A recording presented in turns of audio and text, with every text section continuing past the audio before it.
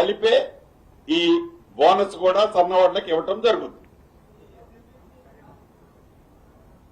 ఈరోజు వచ్చిన main items ఈరోజు అయ్యానండి. అదే రకంగా నెక్స్ట్ కేబినెట్ ఈ నెల 23వ తారీఖు మళ్ళీ నెక్స్ట్ కేబినెట్ కూడా డేట్ ఫైనల్ చేయడం జరిగింది. ఈ కేబినెట్ లోనే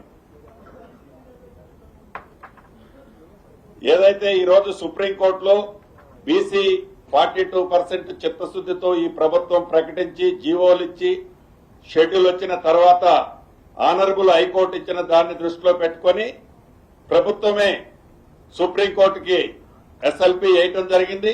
అది ఈరోజు ఉదయం మధ్యాహ్నం డిస్మిస్ అయిన సంగతి తెలుసుకున్నాం. ఆ వివరాలన్నీ వచ్చిన తర్వాత 23వ తారీఖు నాడు దాని మీద డిస్కషన్ ఉంటుంది కేబినెట్ లో. అంటే అసలు ఈ ఆర్డర్ ఏమిచ్చింది, సుప్రీంకోర్టు ఏమన్నదో చూడకుండా, పోయినసారి హైకోర్టు ఇచ్చింది కూడా చూడకుండా మనందరం మీడియా మిత్రులు అందరూ తలొక అభిప్రాయం ఉండేది.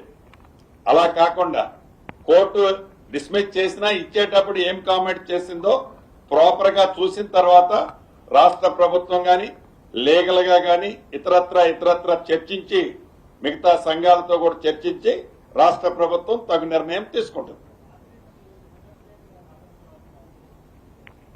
అటువంటిది ఏం జరగలేదన్న. Okay, thank you.